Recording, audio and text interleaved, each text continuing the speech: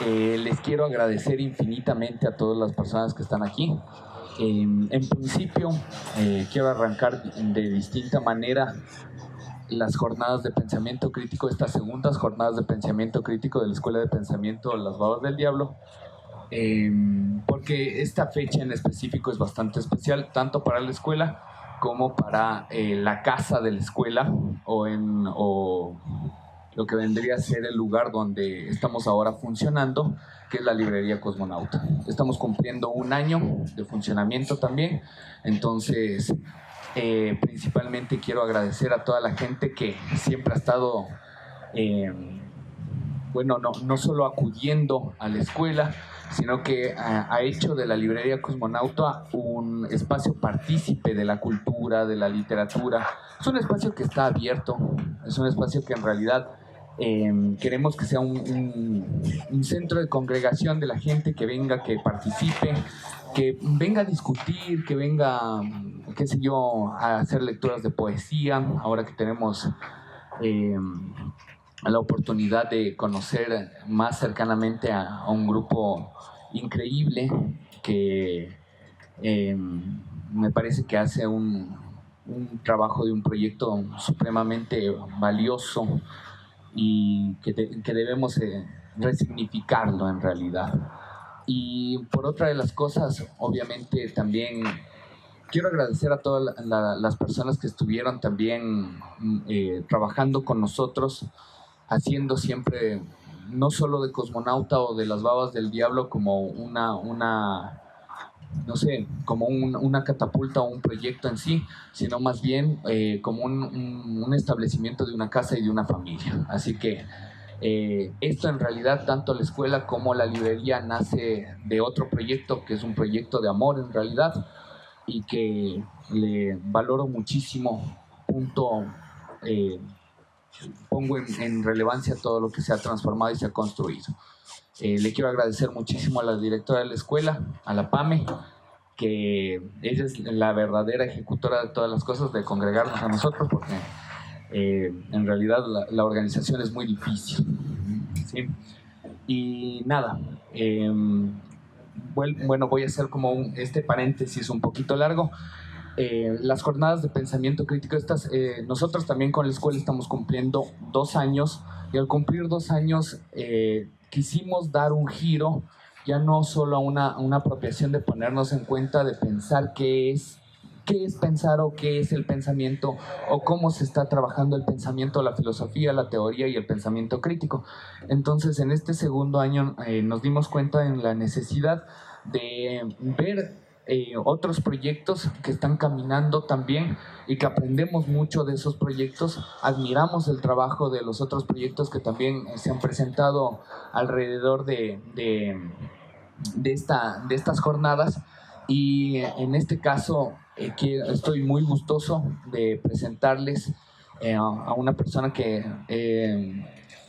lleva un proyecto que en realidad es muy, muy, muy bonito, que es un reconocimiento también internacional, un esfuerzo también muy grande que año a año se hace, y que el proceso en el cual se ve reflejado me parece que es muy valioso, porque es también la poesía en sí.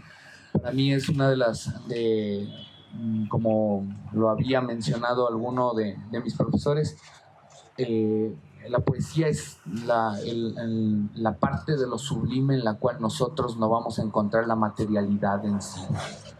Entonces, esa expresión máxima de la condición poética siempre ha sido para mí como un cuestionamiento supremamente alto. Admiro mucho a toda la gente que hace poesía. Y nada, les quiero presentar a Javier Oquendo, que ha manejado ya por 10 años el festival y también el certamen, el premio de poesía Paralelo Cero, y que de hecho tuvimos la oportunidad, yo que trabajo también en otra institución, de acercarme para ver cómo era el proceso de realización en sí. Me quedé fascinado. Entonces, a partir de ello, le invitamos a Javier para que nos comente cómo fue el desarrollo, cómo fueron los orígenes del Paralelo Cero, cómo está el planteamiento y cómo se va a desarrollar. Les pido por favor un aplauso muy grande también para Javier.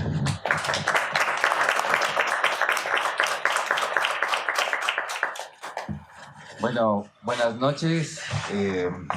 Quiero agradecerte Diego y Pame por la invitación. La verdad es que yo estaba un poco también a la expectativa. No sabía exactamente cuál era mi función en, en este ciclo, ¿no? En esta escuela de pensamiento, desde la idea de un proyecto que lo hemos manejado primero desde la proyección del, del apostolado, del amor infinito hacia la poesía, pero segundo, muy fuerte y muy duramente desde la burocracia, domando un poco al animal de la burocracia, que ha sido muy duro hacer un festival de poesía en un país en donde no se entiende exactamente para qué sirve hacer un festival de poesía. Y yo siempre cuento la anécdota que fue cuando llegué con el proyecto del festival a un banco, porque alguien cercano me dijo que el Festival de Poesía de Granada en Nicaragua sacaba fondos de instituciones privadas grandes, multinacionales, y que yo lo intente con un contacto que tenía, y entonces fui como me dijeron que vaya, además, ¿no? Elegante, con corbata, y que me presente frente a esta chica. Yo le presenté el proyecto y me dijo una de las preguntas más tristemente extraordinarias.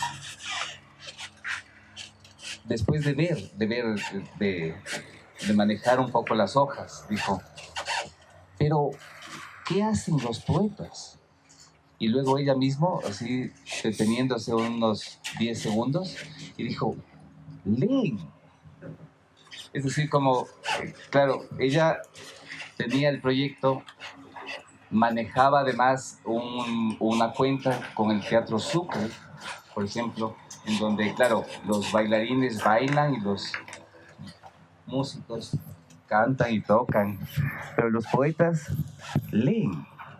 Entonces ella dijo, pero ¿cómo entonces? ¿Cómo te puedo dar dinero a una persona que se pone ahí de pie y lee unos textos?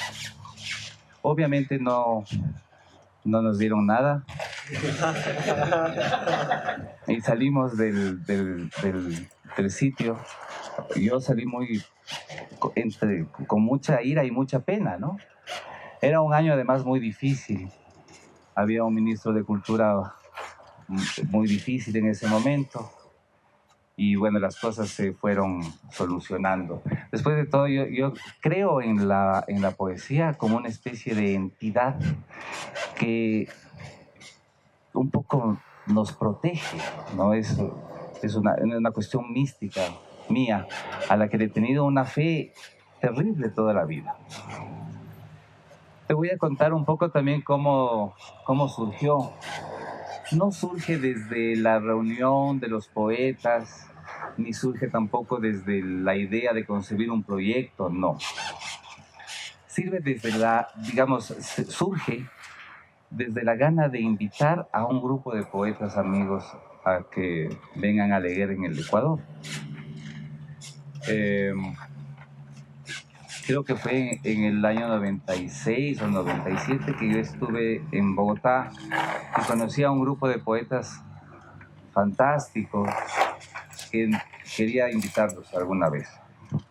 Y entonces, en el año 2009, una amiga guayaquileña que ahora vive en los Estados Unidos, me había propuesto que le ayude a traer a un escritor español, a un narrador, Carlos Ruiz Zafón. Ella decía que este escritor iba a llenar los sitios, los teatros, y tenía una aspiración así muy, inclusive comercial. Y entonces yo le dije, bueno, yo te ayudo, pero pongamos alrededor de este señor famoso unos poetitas. ¿Ya? Y entonces ella me dijo que sí, que bueno, que les pongamos. Entonces había un muy buen poeta colombiano, amigo mío, un poeta guatemalteco, un poeta venezolano, que los invito. Pero ella me decía que ella busca el financiamiento y busca todo. Que yo solo tenía que esperar ahí sentado y ayudarle en la agenda y eso. Lo cierto es que ella se va y me deja a mí con los invitados. Ese es en realidad el origen del Paralelo Cero. Porque ahí es donde comienza mi vía crucis, con la búsqueda, ¿no? del cómplice, de unos fondos no reembolsables, nunca, de ninguna manera. Toda la gente sabe que en poesía nunca se van a reembolsar los fondos, que no hay esa aspiración, ¿no? Yo les contesto de qué hacen los poetas, leen. Entonces, claro, esa es la idea del reembolso. ¿Cómo vamos a pagar a alguien que se para y lee? Entonces, esto hizo que yo me vuelva una especie de obsesivo, desde mi idea de crear una especie además de tradición del Ecuador desde la poesía. Se había dicho alguna vez que el Ecuador es un país de pintores y de poetas. Sin embargo, nadie manejaba la idea de la tradición como concepto. Y además, siempre habíamos manejado esa otra idea del parricidio desde la perspectiva de los padres que no existían además, ¿no? Alguna vez yo recuerdo que en la revista Skeletra le preguntaron a Joaquín Enrique Arún que si él se considera padre. Y él dijo que no, porque no había esta situación de pensamiento desde la idea de la tradición, por ejemplo. Entonces, lo que yo aspiraba era también trabajar junto con este proyecto del encuentro, una editorial que en esta época yo ya la estaba manejando a partir de que gané una beca para estudiar edición de libros en Madrid, de la Fundación Carolina. A mi regreso yo creé la editorial El Ángel. El Ángel, que es dedicado a un hijo mío que a los 3 meses de nacido falleció. Y un recordatorio a este niño que estuvo con nosotros 3 meses, de una manera tenaz y muy fuerte. Yo le dediqué el trabajo de mi vida, que es el de editar poesías. Y entonces, junto con eso, mi idea fue crear a través de los libros y de las ediciones de libros de poesía una suerte no de canon, sino de la tradición de la poesía, ¿no? Es decir, que efectivamente el Ecuador sea visto en poesía desde la historia de la poesía misma. Porque, claro, una tradición de poesía sin los poetas atrás, para mí no existe. Es decir, yo escuché alguna vez a algunos poetas ecuatorianos decir afuera que en el Ecuador no habían poetas, que ellos estaban allí y que eso daba a entender entonces que ellos eran los únicos, ¿no? Entonces, situaciones muy osadas, a veces por causa del desconocimiento, o porque también en eso éramos una especie de tierra de nadie, ¿no? No se había sembrado la idea de la tradición, que para mí es muy importante. Por ejemplo, yo siempre admiro cuando todos los poetas colombianos, muy jóvenes, hablan de Asunción Silva y de Aurelio Arturo, y van forjando un camino para llegar a ellos, ¿no? Eso también era otra idea del paralelo. Y luego la construcción de nuevas voces a través del premio Paralelo Cero, que primero fue el nacional, que este año, esta convocatoria que acabamos de hacer hace una semana, es la número 10 ya. Y junto a esa hicimos la 7ª convocatoria para el Premio Internacional de Poesía Paralelo Cero, que fue increíble. Imagínate que recibimos 613 trabajos. Fue terrible lo que vivimos el año pasado recogiendo todo ese material para los jurados y todo aquello, ¿no? Es decir, esto se ha vuelto efectivamente ya... Yo le llamo, yo siempre digo que el Paralelo Cero para mí es un monstruo. Es decir, un ser que ya no me deja, es decir, yo no podría renunciar ya al monstruo. Yo no podría renunciar. De todo lo que has dicho me quedan dos cosas que obviamente la condición del poeta se me venía a la idea, una película de Subiela que se llama El lado oscuro del corazón. Y en El lado oscuro del corazón hay una correspondencia muy fuerte de el poeta queriendo ser o ejercer su condición de poeta, ¿no? Entonces, bueno, para los que no quiero spoilearles la película, aunque es ya un poco viejita, pero véanla por favor. Pero hay una parte en específica en donde un personaje muy interesante, como capturando la idea de la muerte, le dice: te estoy buscando un oficio, te estoy buscando trabajo, mira, están buscando de esto, y el otro dice: ya tengo uno, soy poeta, ¿no? Entonces, aquí también es una lucha convictiva, ¿no?, del ejercicio en cuanto al conflicto de uno mismo en ello, ¿no? Y en principio rescato eso, la gran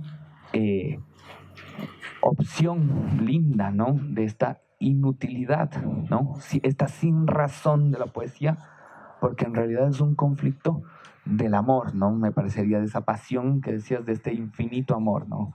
Entonces, obviamente, cuando hablábamos de ello, me parecería que también el objeto, o no sé si el objetivo de la poesía no está herrumbrado, ¿no? ¿A qué público es lo que nosotros apuntamos? También en una sociedad en la cual la poesía se vuelve un proceso de resistencia pura, ¿no? Un proceso de resistir a esa hecatombe comercial. Bueno, mencionamos a Carlos Ruiz Zafón, que no sé si catalogarlo como bestseller, pero obviamente vende bastante, ¿no?, dentro de ese medio. Y la poesía es en realidad un proceso de resistencia, ¿no?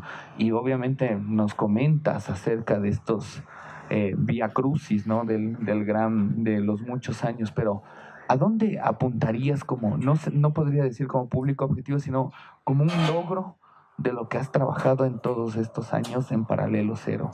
Ha habido un cambio, una iniciativa bastante fuerte, creería yo, ¿no? 600 trabajos no es un número cualquiera, ¿no? Y quisiera que me cuentes más o menos a dónde apuntamos de aquí en adelante también con Paralelo Cero. ¿Qué es lo que va a pasar en los siguientes años? ¿A dónde queremos llegar, no? ¿Cuál es el objetivo o teleológico al fondo de todo esto, no? Bueno, primero con el asunto del oficio del poeta. El oficio del poeta ha sido terriblemente desprestigiado. porque más bien ha tenido un acercamiento hacia la perspectiva del hobby o del pasatiempo, o como dicen los españoles, al ocio, ¿no? Yo me acuerdo de un poeta, un poeta viejo, Enrique Novoa Arizaga, decía que todos los poetas deberían trabajar en el ferrocarril del Estado, porque todos son vagón, vagón, vagón, vagón, decía, ¿no? Burlándose, sí. Y entonces, más tarde la idea, o sea, la cuestión del pasatiempo, del ocio, del vano oficio, le han dicho un montón de cosas, ¿no? El hobby de reinas, como decía Jorge Enrique Adún en su prólogo de poesía del siglo XX. Todas las reinas de belleza decían que su pasatiempo era bailar, escribir poemas, ¿no? Sí. Y las esposas de los diplomáticos también, ¿no? Escribían poesía, bordaban, entonces, claro, todo eso implicaba que la poesía se vuelva una especie de vano oficio, ¿no? Un ocio real, dimensionado además hacia esas cuestiones que te dice la gente cuando tú vas por la calle y dices, ¿qué haces? Yo escribo. Ah, yo también, dice, sí, yo también tengo unos poemitas aquí. Y todo el mundo. Entonces, claro, es muy difícil además decirle a una persona, ah, bueno, pero tú lo haces. O sea, ¿cuál es la idea de decirle tú lo haces en serio o tú no lo haces en serio? ¿Sí me explico? Porque, claro, está absolutamente el oficio desprestigiado. No es lo mismo, claro, si tú saludas con un arquitecto que es arquitecto, ¿no? Porque el oficio está absolutamente puesto.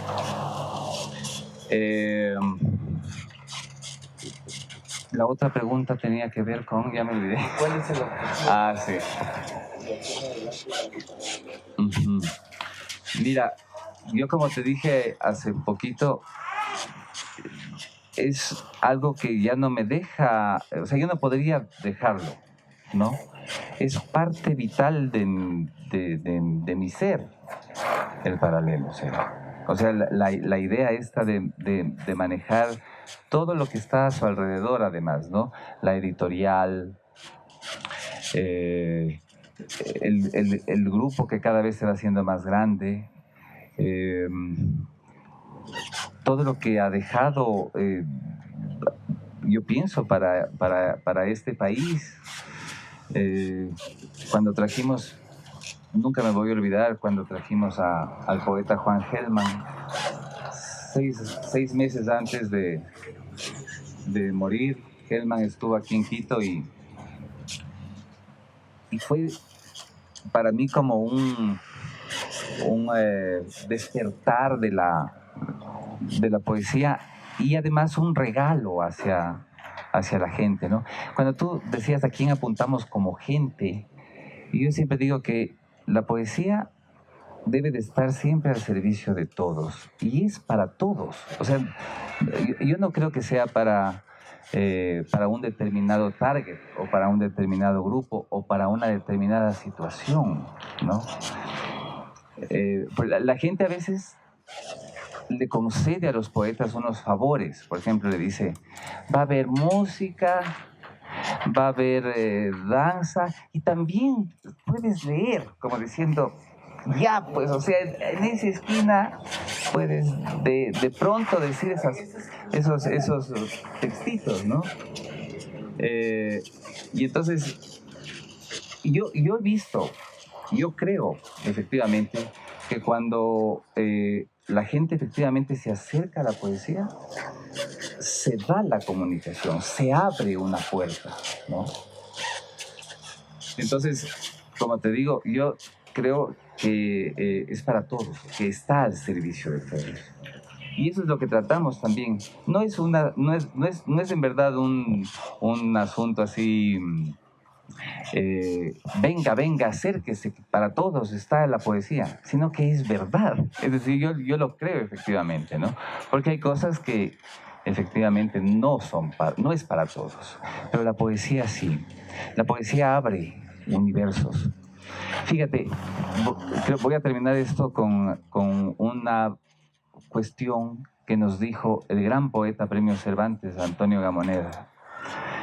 Él dijo que la poesía no es ni siquiera un género literario, sino que es un momento, una posición del creador. La poesía está en todas las artes y a veces está en la gastronomía y a veces está en el paisaje y a veces está en el momento, en la transpiración, en la respiración. Es decir, no es un género literario. Recuerdo también que uno de los planes que tenía Jorge Enrique Adún era el de hacer una antología de poesía, pero recoger la poesía en la prosa, es decir, páginas de novelas y de cuentos, realmente donde se había impuesto, ¿no? La poesía. Entonces, a mí me gusta pensar en eso. A mí me gusta pensar que la poesía no debe estar vista ni siquiera como un género literario, ¿no? También este cruce, ¿no? Fuera del género o fuera de esta connotación de la propia literatura, creo que abre una brecha también en cuanto a diferentes procesos, ¿no? Hablabas de la narrativa, entonces me venía la idea una novela que se llama La muerte de Virgilio, de Hermann Brock. Y cada vez que yo leía esa novela me daba ganas de leerla en voz alta, en realidad, porque era como un ejercicio lírico supremamente fuerte, ¿no? El otro día con un gran amigo estábamos hablando acerca de un poeta francés que se llama Francis Ponch, efectivamente, y también era como un proceso, cuando yo leo a Francis Ponch encuentro hasta ciertos rasgos teóricos, filosóficos, que ha sido como un, no sé si llamarlo ensayo poético o algo así. Hoy la poesía irrumpe en diferentes planos, no solo genéricos, sino también no solo es el cuidado específico de la palabra, sino que luego tuvimos con las vanguardias una regeneración supremamente alta de la poesía. ¿Cómo vemos ahora, hoy por hoy, nuestra poesía, ¿no? Hablaste también de algo que me llamó muchísimo la atención, porque, o sea, cuando yo recibí clases de literatura ecuatoriana, generalmente me dieron un montón de poetas. Y era como una triada supremamente fuerte, que era Jorge Carrera Andrade, Gonzalo Escudero y Alfredo Gangotena. ¿Qué proceso de recepción nosotros tenemos en cuanto a ello? O sea, podemos decir ahora que se está creando un cúmulo fuerte de esta poesía que pueda, no digo despegar en este caso, sino formularse desde otra instancia. ¿Sí? No sé, me llama la atención o que me digas, por ejemplo, he leído, he trabajado acerca de ello como un proceso experimental desde otra forma, o otras formas de concebir lo literario, o otras formas de no concebir siquiera lo literario, sino que la poesía esté en esa sublimidad fuera de todo género, ¿no?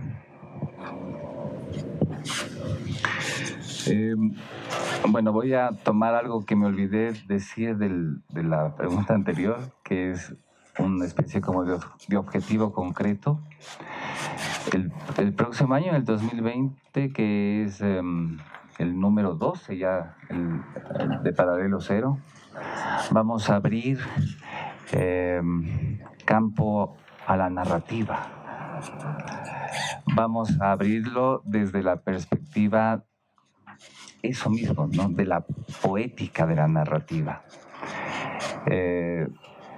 Vamos a traer un par de nombres, bueno, estamos pensando en muy importantes, que no vamos a decir nada aún, porque esos nombres gigantes se caen con una facilidad a veces terrible y uno queda muy mal y piensa, y la gente le culpa a uno, ¿no? Sin embargo, estamos queriendo juntar esta propuesta, ¿no? De que la poética no necesariamente debe de estar en la poesía.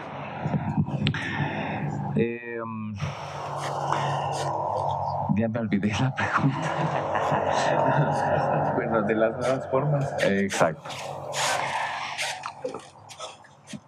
Yo creo mucho en la poesía desde la oralidad. Creo que la cercanía, la lectura en voz alta de la poesía es importantísima. Se volvió lugar común en una época, en los 80, en los 90, la idea esa de que hay que leerle al poeta para saber si es bueno o malo, y la idea de la lectura de poesía despacio, en silencio, etc. Yo en cambio creo en el gancho de la oralidad.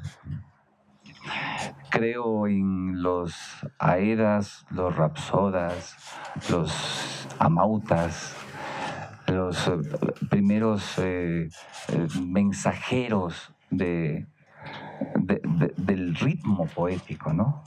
Del verso como una estrategia para conquistar pensamientos, para conquistar a la gente. El paralelo cero tiene esa cuestión también. Alguna vez los narradores, digo los narradores por decir en genérico algo que tiene una lucha con los festivales de poesía. En todas partes, además, decían que los poetas siempre están viajando. Bueno, fíjate, de hecho, José Ángel Leiva me dijo una cosa sobrecogedora. José Ángel Leiva es un poeta mexicano. Y le habían preguntado a su hijo, al hijo de José Ángel, a los 5 años, le habían dicho, ¿qué es un poeta? Y José Ángel, y digamos el niño de José Ángel dijo, un poeta es un señor que viaja. Entonces, pues eso, imagínate esas lecturas, ¿no? Un niño abandonado, así como su padre poeta, que se la pasa viajando. Sin embargo, con el asunto de los narradores que les decía, sucede una cosa interesante. Los narradores, casi no hay festival de narrativa desde la idea del narrador, porque el narrador además editorialmente, comercialmente, tiene otra proyección, otra forma de verse dentro del mercado de la literatura, sería. Los festivales de poesía tienen también una visión así distinta, ¿no? Pero yo pienso que el éxito de los festivales de poesía es la oralidad. La gente no compra muchos libros de poesía, efectivamente, porque además no concibe el libro de poesía como un título, como se concibe en la narrativa, sino que se habla de la poesía de Juan Gelman, la poesía de Antonio Gamoneda, ¿no? Es solamente los poetas, o sea, el gremio, ¿no? Conciben al libro de poesía llamado tal, como lo que pasa con los narradores, en cambio, ¿no? Que uno no dice tengo la narrativa de fulano de tal, sino que tengo la novela, ¿ya? Entonces ahí hay una diferencia interesante que queremos ver cómo la rompemos en el 12 para que la narrativa desde el lado de lo poético pueda entrar, ¿no? Con respecto a la idea esta de la tradición que yo te hablaba y de esta cuestión de cómo nosotros nos hemos vinculado, por ejemplo, en el colegio, en el pensum literario en la actualidad, existe en todos los bloques, en todos los años del bachillerato y de la básica superior, poesía en un bloque. y siempre hay un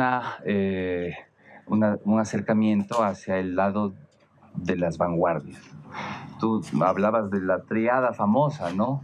Una triada muy interesante y muy de esa generación del principio del siglo XX.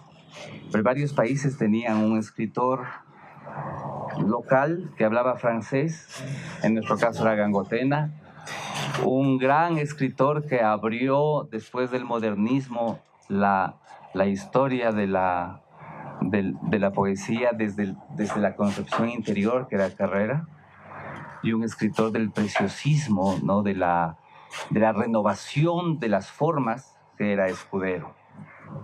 Los tres efectivamente son enormes padres de vertientes que se podrían ir ampliando en los años de las vanguardias de los 60, sobre todo con poetas como Carlos Eduardo Jaramillo, como Fernando Casombera, como Euler Granda, ¿no? Que es nuestro antipoeta. Todos ellos, además, en el Paralelo Cero han sido homenajeados, han sido revisitados, han sido leídos con otra cercanía. Entonces, yo sí creo que el Paralelo tiene como un combo completo para entregar poesía a la gente. Perfecto. Sí, agradezco muchísimo, en realidad, Javier, fantástica la intervención, y invito a toda la gente también que tenga en cuenta, ¿no? Hay muchas personas en este caso que siempre está en un vocativo, como es para todos, como nos ha comentado en este caso Javier. Yo sí les invito a romper un poco la barrera funcionalista del mercado del consumo de libros, y que nos dediquemos un poco a la poesía, ¿no? Yo insisto, en este caso me parece un proceso de resistencia supremamente fuerte, tanto para ustedes como organizadores, que es, no sé, no solo es la función del organizar, sino también de ver otro tipo de renovaciones estéticas que va a ser el cúmulo poético. Les agradezco infinitamente, muchas gracias Javier, muchas gracias a toda la gente, les pido por favor un aplauso a este gran ponente. Quería presentarles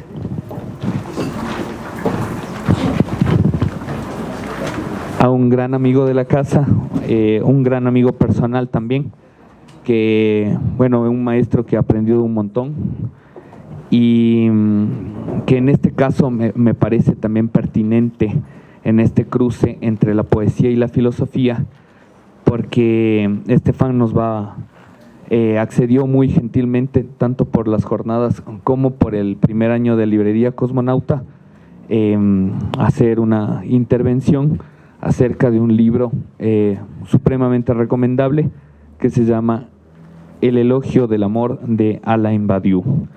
Yo no quiero restar mucho tiempo en realidad a los ponentes que tenían que darnos esta intervención, y nada, les quiero presentar a Estefan Viñolo, que trabaja en la Universidad Católica, y bueno, ha fungido mucho más el proceso de reconocimiento en cuanto a él es los procesos de lectura, que también ha sido partícipe y me ha enseñado un montón, y bueno, en este caso nos viene a compartir la lectura que tiene de El elogio del amor. Por favor.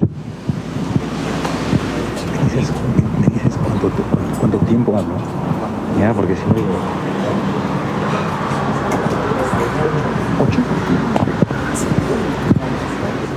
No, por favor, tú dime cuándo. Buenas noches con todos. Muchísimas gracias Pamela y Diego una vez más por la invitación. Y muchísimas gracias a todos ustedes por estar aquí. Para mí, como siempre, es un placer ver que tanta gente está dispuesta en realidad a escuchar un poquito de filosofía, a pesar de lo que podemos escuchar, ¿no?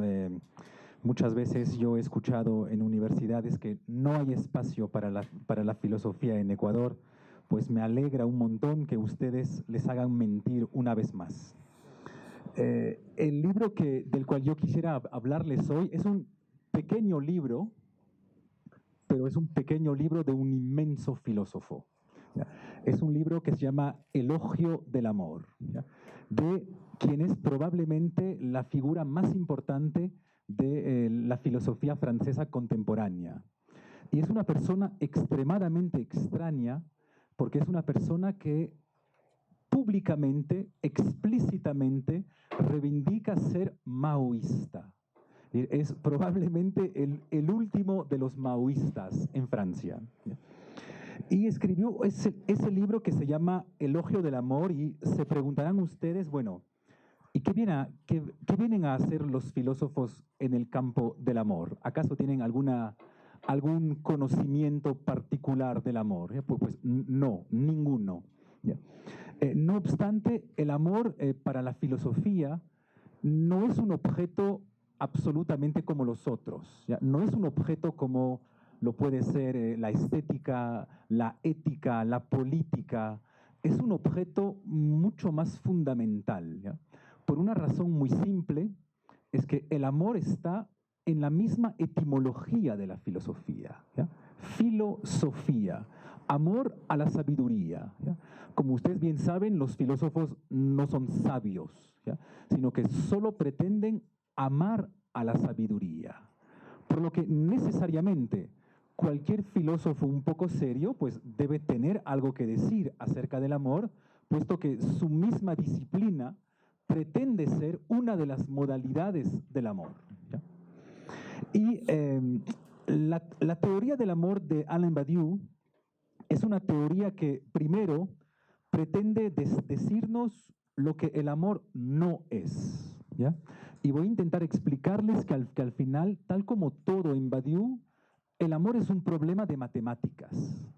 El amor se resuelve por una ecuación. Una ecuación muy simple. Hay dos cosas o hay dos fórmulas matemáticas que el amor no es. Todos, como ya nos hemos poco a poco dejado invadir el cerebro por el cine de Hollywood, solemos tener una concepción romántica del amor. Y mucha gente suele pensar que el amor responde a la fórmula matemática 1 más 1 es igual a 1. Me imagino que varios de ustedes se habrán escuchado decir por sus novias o novios, somos uno. Pues esto viene directamente de la concepción romántica del amor, que pretende anular a las dos singularidades dentro de una entidad un poco extraña, pues, que se llama precisamente el uno del amor. Es la concepción magnífica, romántica y clásica del amor. Y Badiou explica que tiene una ventaja fundamental y una desventaja fundamental. Su ventaja fundamental es una ventaja estética, que es que produce las obras estéticas más increíbles que hay. Es de hecho el amor de Tristán e Isolda. Es el amor también de Cyrano y Roxana. Y es obviamente el amor de Romeo y Julieta, que son obviamente las obras paradigmáticas del amor. Por lo que estéticamente es absolutamente perfecto. Pero Badiou nos recuerda, porque muchos lo hemos probablemente olvidados, que esta concepción del amor, 1 más 1 es igual a 1, tiene un pequeño defecto existencial. Y es que solo se puede dar en la muerte. De hecho, a mí siempre me sorprende que la gente elogie Romeo y Julieta como símbolo del amor. Porque Romeo y Julieta es ante todo la historia de un doble suicidio. Tal como lo es Tristán e Isolda, y tal como lo es casi Cyrano y Roxana. Por lo que este amor romántico magnífico, su gran desventaja existencial es que supone que nos amemos en la muerte.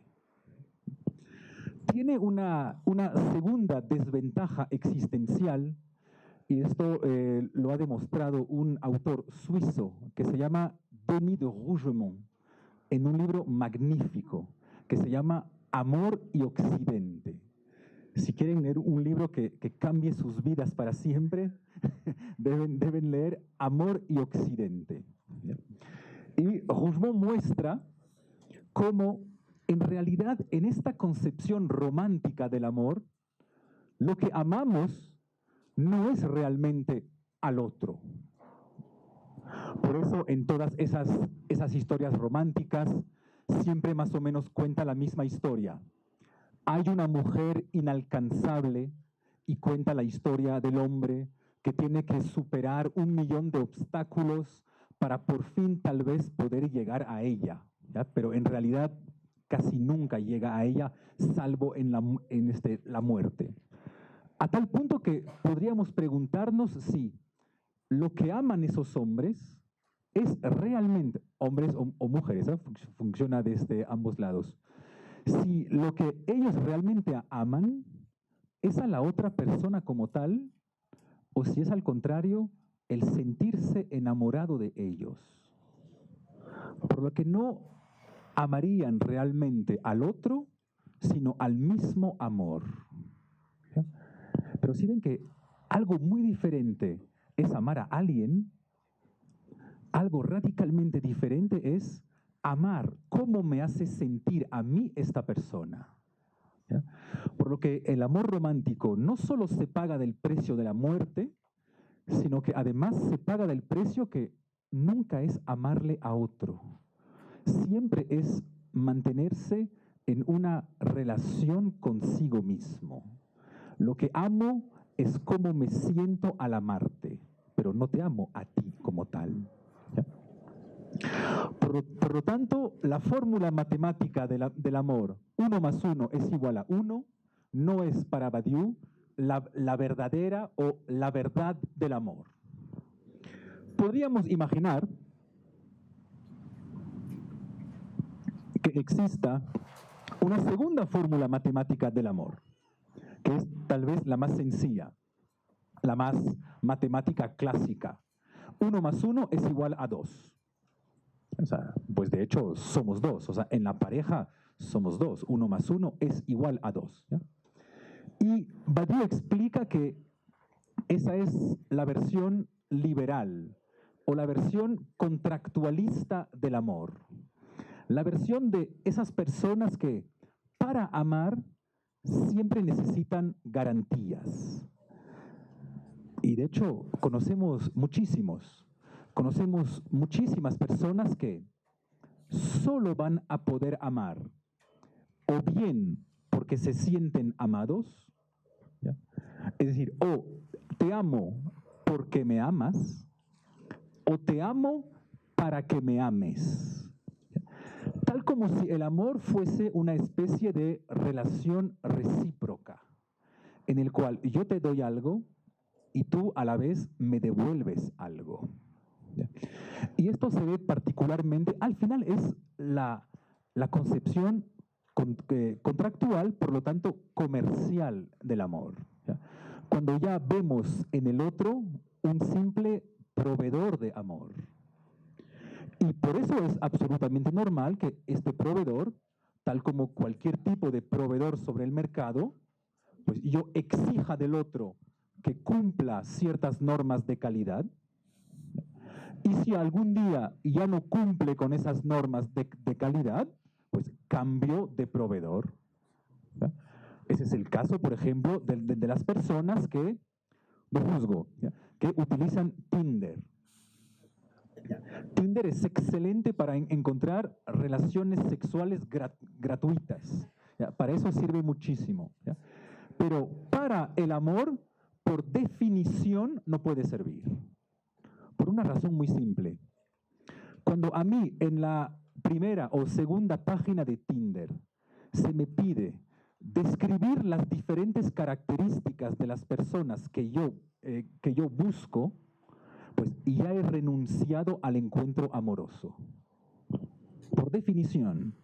Porque si algo como un encuentro amoroso existe, solo puede darse sin que yo lo haya esperado, sin que yo lo haya preparado y sin que yo sepa de qué tipo de persona puede surgir.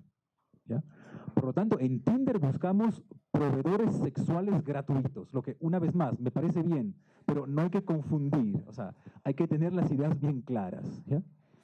Pues, de la misma manera, esta concepción contractual del amor sería el caso de las personas que confunden el amor y la familia, tal como si el amor solo pudiera darse en la familia. ¿Ya?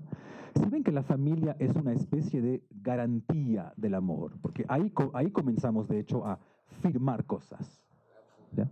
Ahí comienzan los papeles y los jueces con los sellos. ¿Ya? Pues Badiou explica que es una confusión absoluta, sin nunca criticar a la familia, ese no es el punto. Pero no confundamos las garantías que nos brinda la familia con el acontecimiento que puede llegar a ser el amor. ¿Ya? Son dos cosas radicalmente diferentes. Por lo que sí ven que al final, en esta concepción del 1 más 1 igual 2, pues de la misma manera, nunca salgo realmente de mí para ir al encuentro del otro, puesto que solo espero que el otro cumpla con mis intereses, que el otro cumpla con mis deseos, con lo que yo necesito, con lo que yo espero de él. ¿Ya? Por eso deberíamos preguntarnos si el matrimonio es realmente un contrato. ¿Sí? Cuando yo me casé en el registro civil, la jueza me dijo que yo firmaba un contrato. Y ahí me dije, pobre señora, habrá tenido una vida bien triste para pensar que el matrimonio es un contrato. ¿Por qué el matrimonio, si es que algo como el matrimonio existe, no puede ser un contrato? ¿Qué significa un contrato? Pues tal como todos ustedes saben, porque tienen teléfonos celulares o lo que sea, firmar un contrato es decirle al otro, mientras tú cumplas con las cláusulas del contrato, yo te prometo quedarme en la relación. El día que tú ya no cumplas, yo legítimamente saldré de la relación. ¿Ya? Es, de hecho, el tipo de relación que yo tengo con mi proveedor de teléfono. Si él ya no me provee internet, cambio de proveedor, y de manera absolutamente legítima. Ahora, cosas trágicas. Si mi esposa me engaña y no cumple con su parte del contrato, salgo de la relación tan fácilmente como cambio de proveedor de celular. Ojalá fuera así. Pero todos saben que no es así.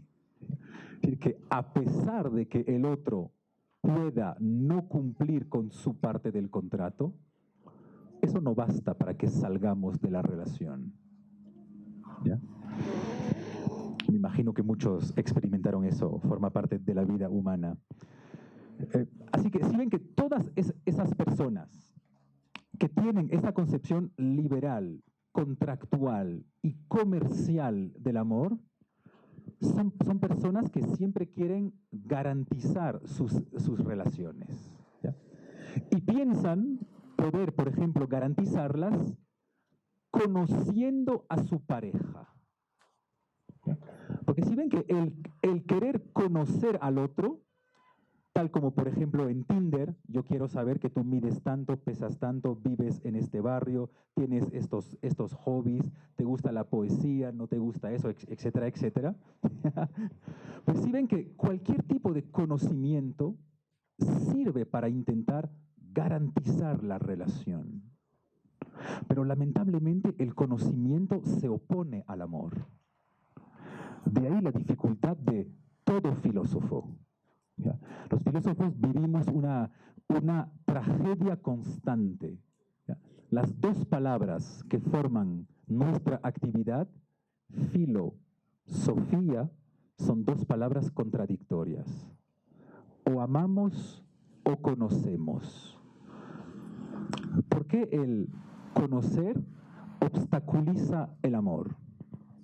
Cuando era adolescente, alguna vez, lamentablemente, alguien me dijo, pero Stefan, no podemos estar juntos porque no nos conocemos suficientemente.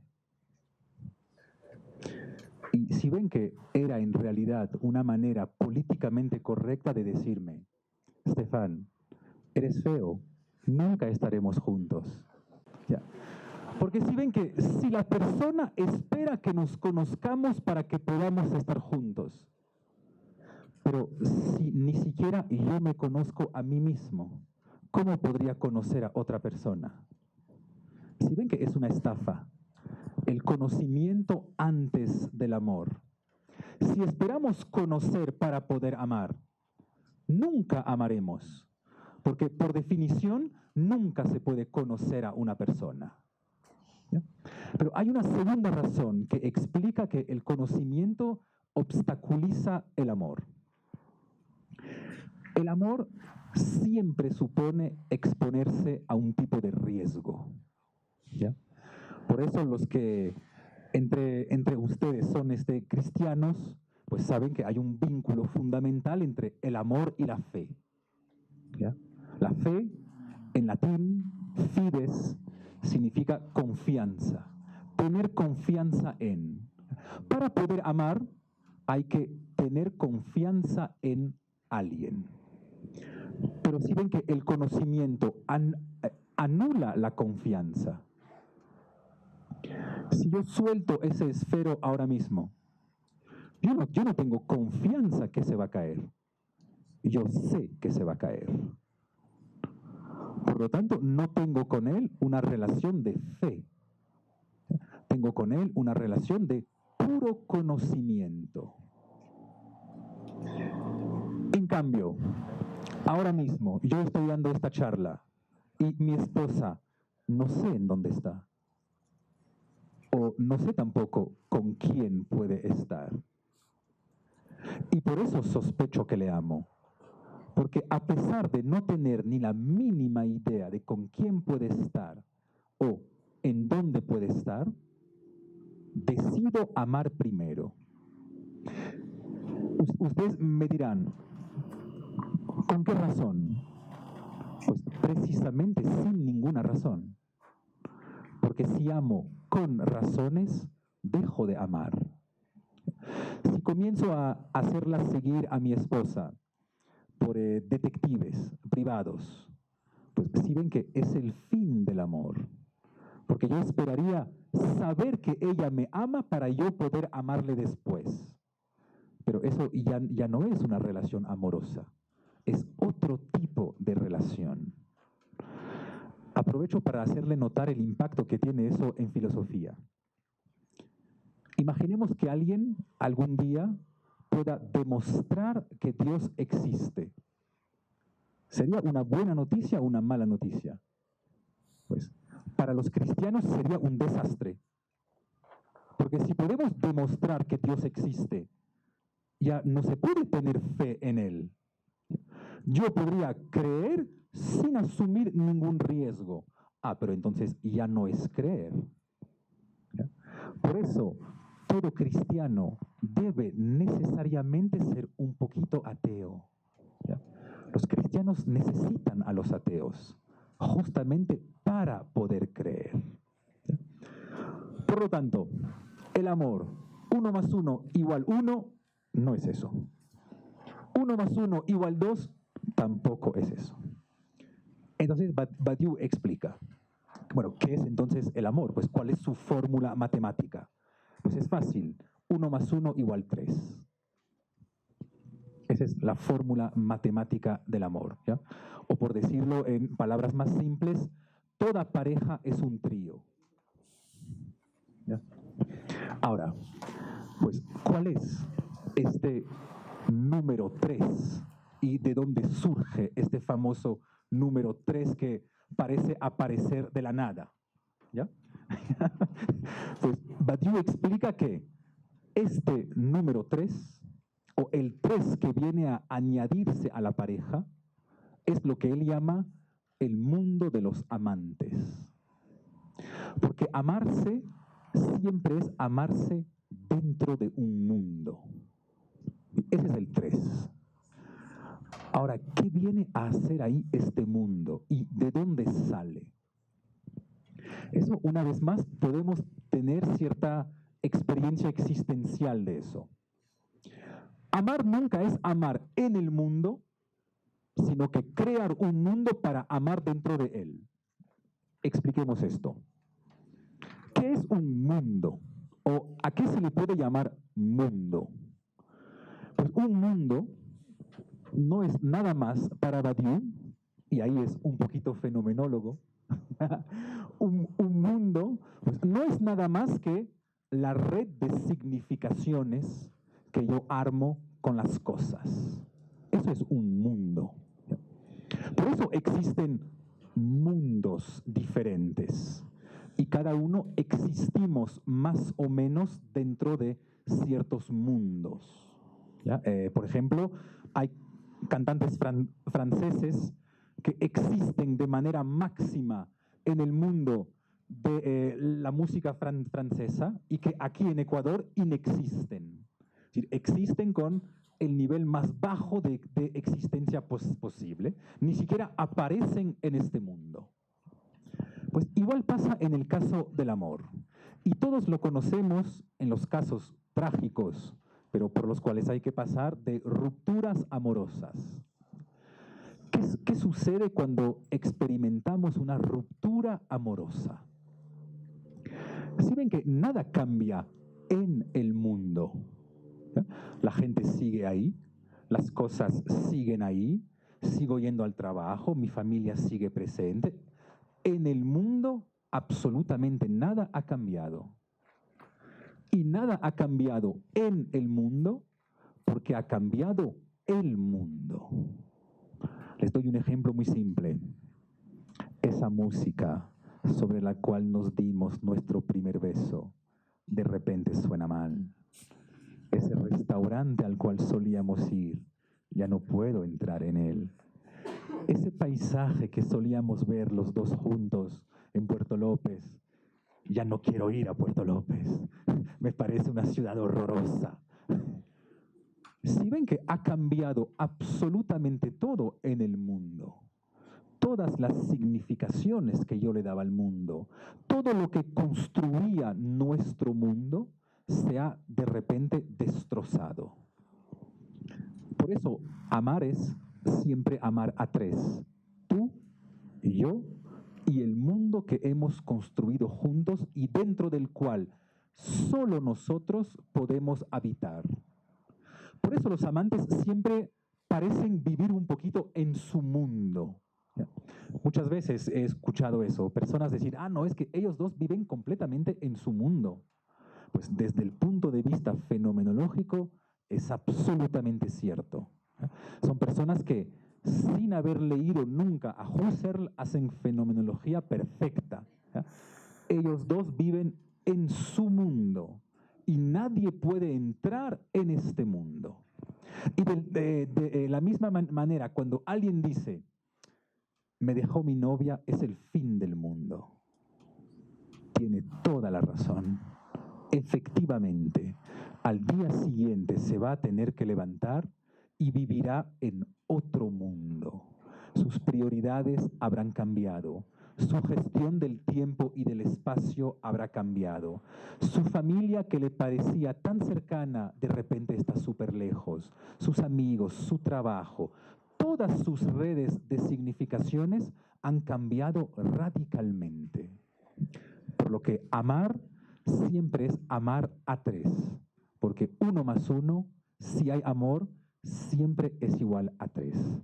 Muchas gracias por vuestra atención. En realidad quería inaugurar con una pregunta, me quedé pensando en algo.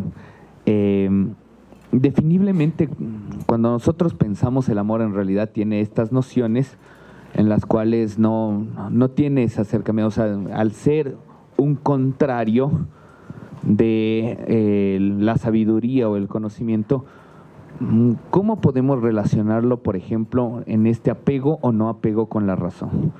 Voy a topar una parte específica. En las meditaciones metafísicas, en la segunda meditación justamente, hay un acercamiento en cuanto a ello que luego fue como borrado en realidad de la propia traducción, digámoslo así, de latín, en donde en realidad Descartes abría esta brecha en cuanto al reconocimiento del amor. Decía la palabra amor, ¿no? Y este acercamiento, estamos hablando del padre del racionalismo en este caso. ¿Qué pasa con esta relación razón, amor, cálculo, qué sé yo, ¿no? Ya que estamos hablando de matemáticas, ¿no? Ontología matemática. Gracias. Efectivamente, hay una anécdota filosófica famosísima. En 1641, Descartes escribe sus meditaciones metafísicas en latín. Y en 1644, alguien decide traducirlas por primera vez al francés. Y en un pequeño texto de la meditación 2, pues Descartes, ¿se acuerdan? Que dice, bueno, ya, he demostrado que existo, que soy. Y se pregunta, bueno, ¿pero qué soy? Y dice, pues soy una cosa que piensa, que quiere, que no quiere, que desea, que no desea. Y el traductor francés, como si nada, pone una coma y añade, y además que ama y que odia, como si nada. Y hoy se sabe que Descartes volvió a leer este texto y que no lo corrigió, por lo que se supone que asumía, porque eso es lo importante, asumía que el amor no es una pasión, sino que el amor es una de las modalidades del pensar. Pero es un pensar un poquito extraño. Porque si ven que, como llevamos 2500 años de Grecia sobre nuestros hombros, pues nos hemos acostumbrado a creer que las categorías fundamentales del pensar, o las que fundamentan tal vez la racionalidad, son aquellas del ser y del no ser. Como decía un poeta famoso, ser o no ser es la pregunta. Pues lo duro o lo delicioso para alguien que ama es que ser o no ser no es la pregunta. El amor es un discurso radicalmente indiferente a la ontología o a la diferencia entre el ser y el no ser. Y les doy dos ejemplos muy simples. Yo perfectamente puedo amar a alguien que ya no es. Un abuelo fallecido, un antepasado. Pero también puedo amar a alguien que todavía no es. Un niño por venir. ¿Ya? Por lo tanto, amar, y por eso es una forma de pensar que violenta a la filosofía. ¿Ya? Porque los filósofos nos han acostumbrado a creer que lo fundamental es hacer ontología. ¿Ya? De hecho, si ustedes tienen una cátedra de ontología, están al tope de la filosofía. ¿Ya? Por debajo de ustedes están los que hacen estética, moral, política, pero ustedes hacen ontología. ¿Ya? Pues lo que nos permite pensar el amor es que tal vez haya un tipo de pensamiento indiferente a la reflexión ontológica. ¿Ya? Alguien que ama nunca se plantea el problema de saber si lo que amo es o si lo que amo no es. Y también esto se puede sentir de manera existencial. ¿Se acuerdan que en la meditación 2 de Descartes hay toda esta obsesión de Descartes para saber si, yo existo o no existo? Y Descartes intenta demostrar que él existe, tal como si esta fuera la preocupación fundamental del filósofo. Pero pregúntense, y sean honestos con ustedes mismos, ¿cuál es la pregunta que a ustedes más les preocupa? ¿Si existen o si alguien les ama? A mí personalmente, saber si existo o no, como dicen en Ecuador, me importa un pepino. En cambio, saber si alguien me ama o no, eso sí me importa, porque esto fundamenta mi existencia. El ser y el no ser es un juego para filósofos, es divertido, pero es un juego. O sea, en la vida real me preocupa mucho más el amor que el ser. No sé si alguien tuviese alguna pregunta o algo. Así, por supuesto.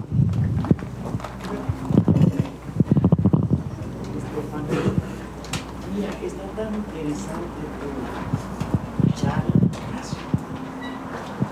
que nos estás conduciendo a un filosofar, porque tú sabes perfectamente que la filosofía no es ciencia. Entonces, ¿qué es lo que hacemos los seres humanos? Lo que solemos hacer es filosofar. Todo lo que nos hace expuesta, nos hace no es sino una medicina filosofía que en definitiva compagina con lo que llamamos hipótesis o teoría. Entonces, estamos aquí sumergidos en un camino que viene a ser la pauta para encontrar la ciencia, porque la filosofía es la antesala de la ciencia. ¿Y qué hace el hombre? Tú empezaste diciendo que filosofía es el amor a la sabiduría. Perfectos para los antiguos clásicos. Porque académicamente filosofía no es eso. Filosofía es el estudio de las teorías y de las hipótesis, que luego de haberlas experimentado, de haberlas discutido, de haberlas analizado y de haberlas comprobado, esas hipótesis se convierten en ciencia. Entonces, ¿qué es la ciencia? Es una ley del conocimiento, es una ley científica. Y la filosofía no es una ley, no es una ley del conocimiento. ¿Estás de acuerdo conmigo? Muy interesante el tema del libro que nos propone, que viene a ser prácticamente una filosofía del amor. El libro se llama Filosofía del Amor. Elogio del amor. ¿Cómo? Elogio del amor. Pero viene a ser no una filosofía del amor, sino filosofar acerca del amor. Nos da amplísimo para seguir discutiendo, porque así como hay un filosofar del amor, hay un filosofar de todo. Hay un filosofar de la poesía, un filosofar de la vida, un filosofar de la muerte, etc. Una cosita más en el distinguido también. Tú decías que el amor no existe hacia el otro. No. No viene a ser una preferencia de amar al otro, sino que viene a ser como a sí mismo. Estoy plenamente de acuerdo. Y asimismo la muerte también. Cuando fallece algún ser humano querido, pensamos que sentimos pena por ese dolor. Pero no es así. Sentimos el dolor es por nosotros mismos. ¿Por qué? Porque estábamos acostumbrados a compartir la vida con aquella persona. Y qué pena de mí, porque ya no puedo compartir con esa persona.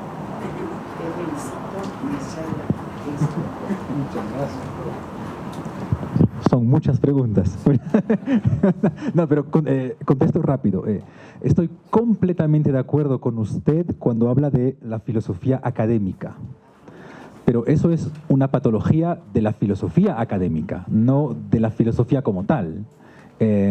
Efectivamente, a mí siempre me parece sorprendente personas que dedican 40 años de su vida a trabajar el concepto de substancia en Descartes. Es algo un poco extraño, ¿no? Y sobre todo porque para mí no hay filosofía fuera de la vida filosófica. Es decir, uno no debería poder ser filósofo 40 horas a la semana. Cuando llega a la universidad y marca y ya, soy filósofo, salgo y ya, se acabó la filosofía.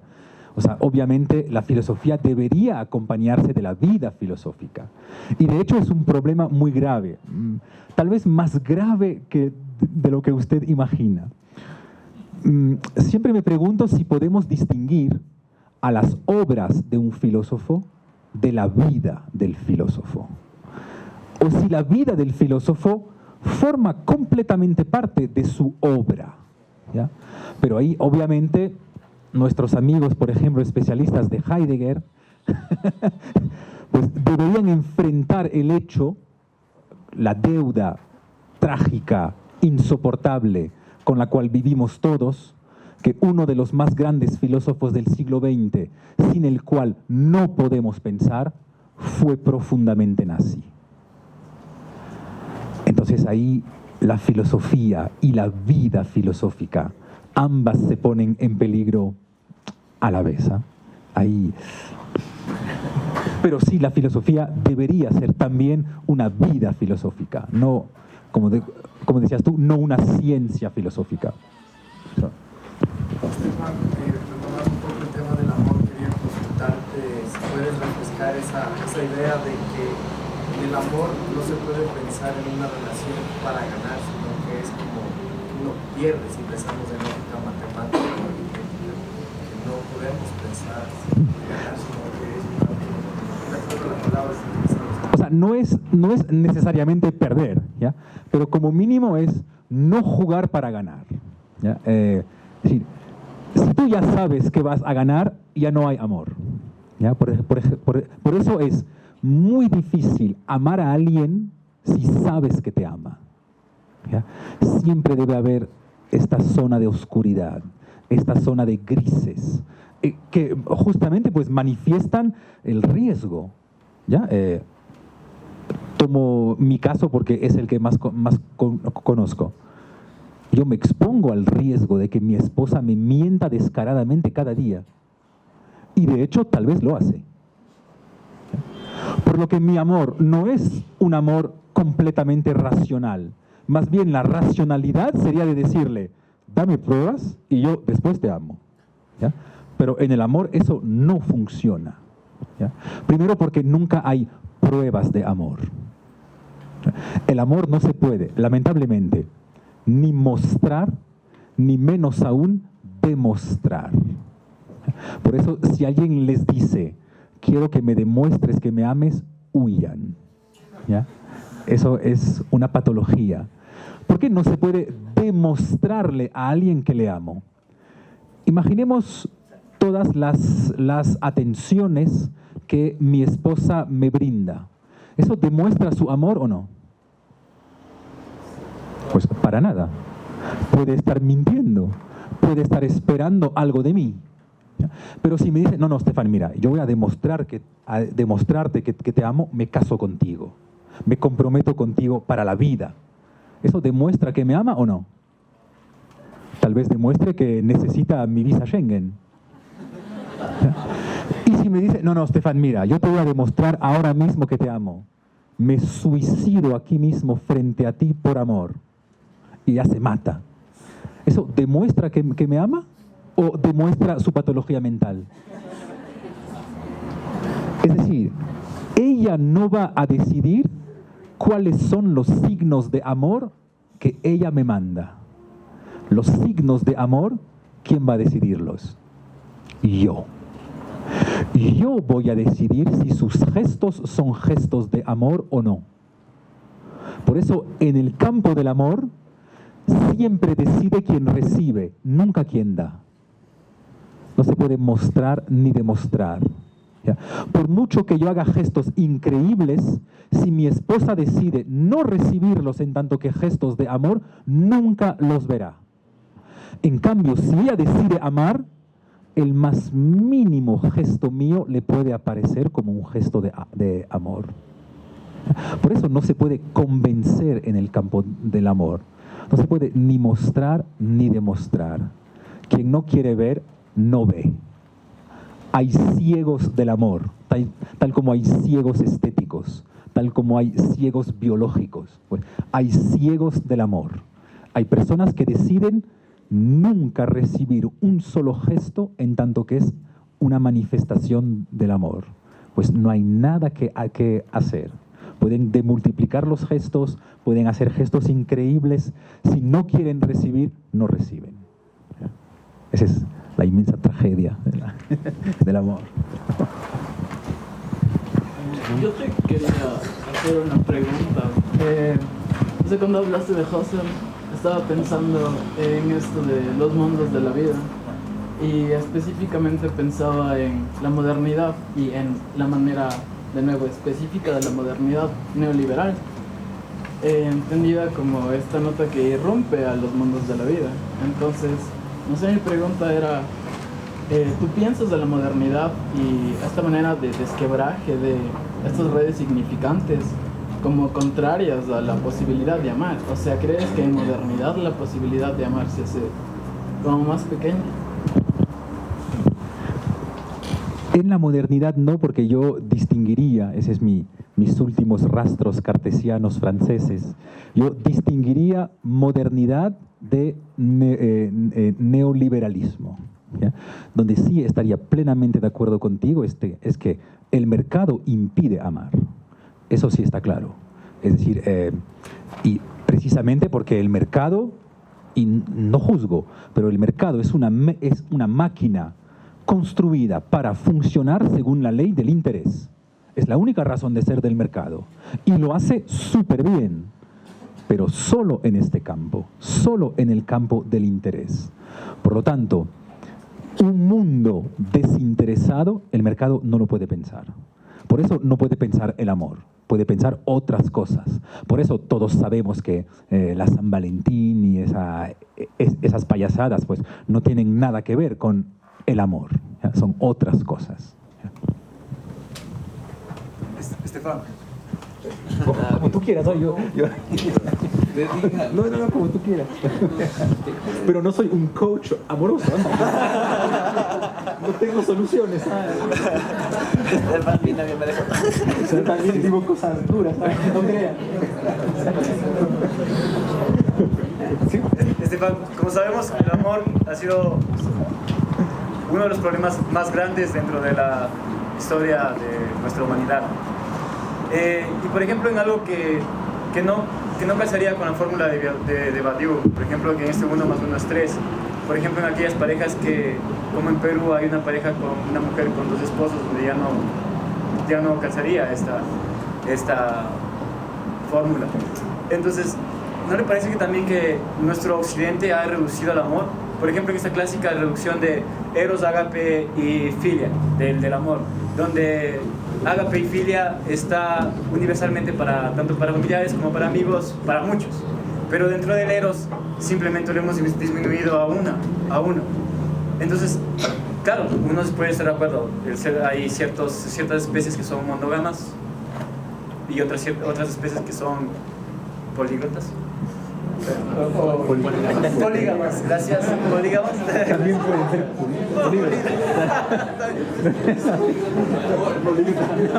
Entonces, ahora en el mundo en el que vivimos ahora, el amor mismo es muy problemático porque como usted mismo lo afirmó, no hay cómo definirlo, ni cómo mostrarlo, ni cómo probarlo.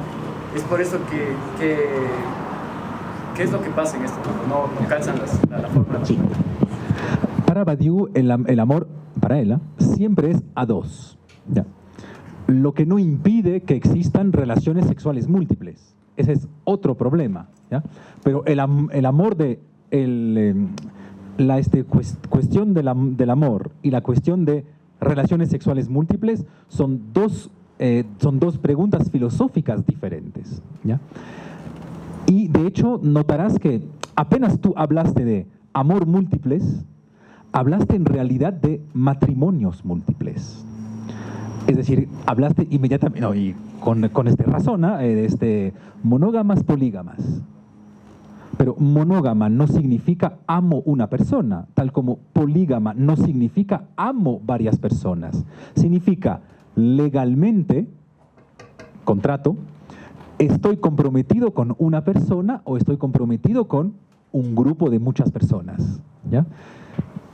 Pero eso, porque ahí además tu pregunta es realmente una pregunta muy difícil, porque solo te puedo contestar existencialmente, ¿ya? O sea, no, ¿ya? Y yo nunca experimenté que se pueda amar a varias personas, aunque te puedas acostar con 20, ¿ya? Pero otra cosa es amarlas, ¿ya? O sea, mi experiencia, como mínimo hasta ahora, yo nunca amé a 2 personas. Y me gustaría saber si alguien amó a 2 personas. Tantos.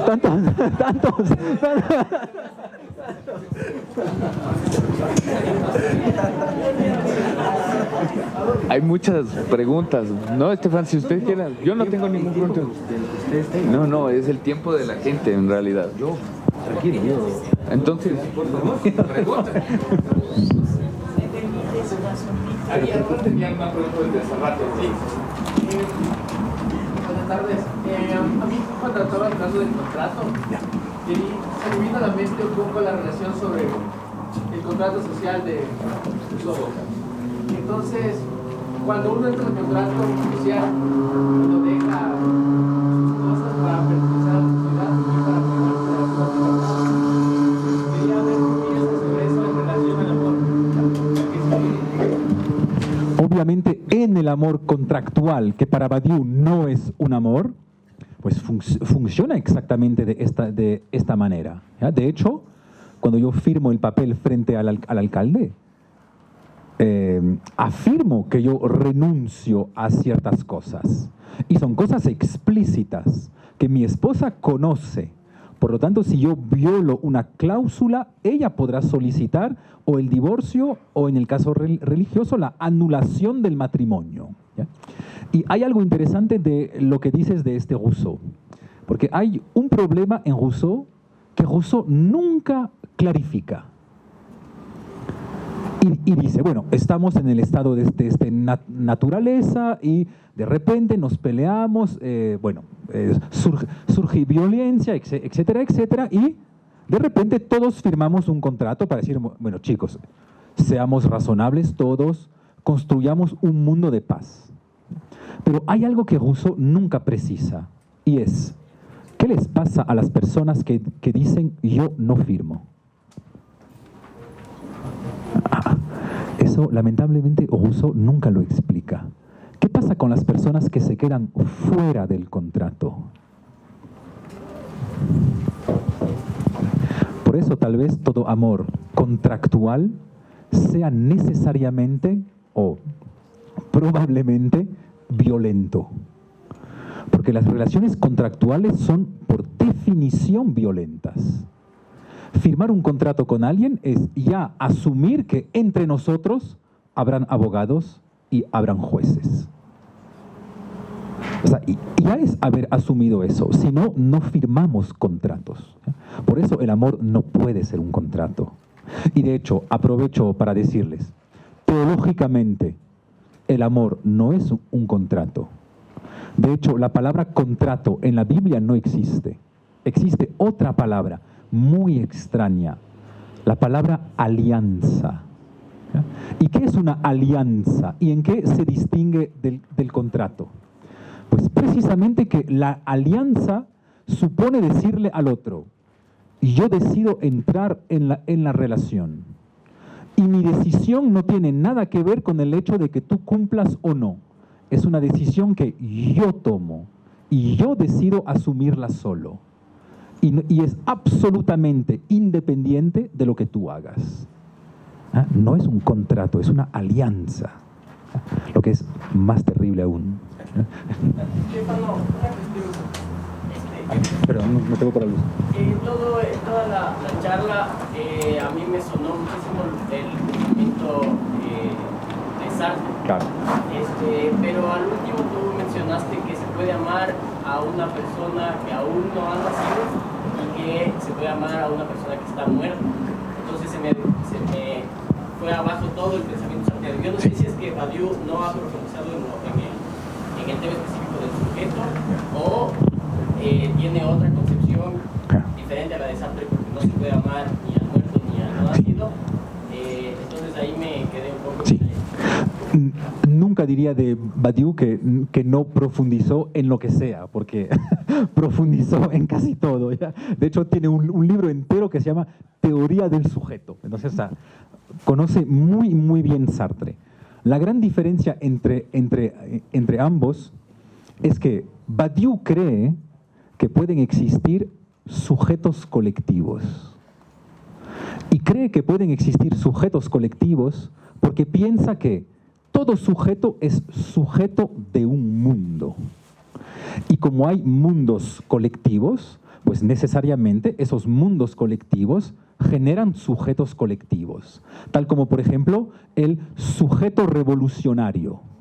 ¿Ya? Pues el sujeto revolucionario es un sujeto colectivo, nadie sabe realmente quién es, ¿ya? Es un colectivo y es sujeto de cierto mundo. ¿Ya? Es otra concepción del sujeto. No tiene casi nada que ver con Sartre sobre este punto. Pero el amor... Y eso obviamente impacta en el amor, porque para Badiou amar es entrar en un sujeto colectivo que es sujeto del mundo de los amantes, cuando Sartre ni siquiera puede pensar lo que sería un sujeto colectivo. Para él es algo que, es una palabra casi inentendible.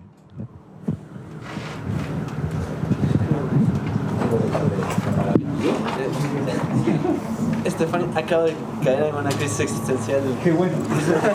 Y bueno, para eso vengo. Por eso es importante venir a estos encuentros, ¿no? Entonces, más que nada, a partir de la definición etimológica de filosofía, yo la tomo y trato de vincular, trato de hacer la praxis, ¿no? O sea, trato de vincularme con el conocimiento a través del amor. Y acabas de hacer leña esa situación, entonces me queda un poco con esa duda de si uno realmente puede vincularse con el conocimiento a través del amor. Ahí sí te puedo decir la solución porque no es mía. Hay un fenomenólogo francés que me imagino que conocen que se llama Lévinas, ¿ya? Emmanuel Lévinas, que en la segunda mitad del siglo XX escribió un libro increíble que se llama Totalidad e Infinito. Y él dice, desde Grecia nos hemos equivocado en la definición de la filosofía, porque leemos mal, ¿ya? Y dice, filosofía no es amor a la sabiduría, filosofía es sabiduría del amor. Es decir, que le da la vuelta a la palabra filosofía. Y ahí sí, entonces, sí calzaría tu propuesta de conocer a través del amor, ¿ya? Si tú asumes que no vas a conocer primero para amar después, sino que vas a jugar sobre la misma sabiduría del amor. Hay una sabiduría del amor, que sería precisamente renunciar a la diferencia entre el ser y el no ser. ¿Sí? Es decir, salir de la ontología. ¿Ya? Decir, la ontología es una rama secundaria en filosofía. No nos aporta nada. ¿Ya? O sea, vienen cosas mucho más importantes antes. ¿Ya? Entonces, la filosofía como sabiduría del amor y no como amor a la sabiduría. Eso, Lévinas. Ahí pegó. Muchísimas gracias. Bueno, en realidad agradezco mucho a los dos ponentes, que fue excelente el asunto. Nosotros a partir de ello, la Escuela de Pensamiento y la Librería Cosmonauta, no solo por cumplir 2 años o 1 año de la librería, estamos haciendo este tipo de actividades, sino que está abierto tanto la Casa Mitómana como Librería Cosmonauta y también la Escuela de Pensamiento Crítico. Este es un espacio que busca también un establecimiento de redes de pensamiento, de vínculos entre otras personas. Agradezco mucho a toda la gente que vino. Por favor, vamos a tener un pequeño interludio musical y luego pasamos a un brindis por el aniversario de la librería. Y nada, pido un gran aplauso a los dos ponentes porque fue algo genial. Muchísimas gracias. Les agradezco infinitamente.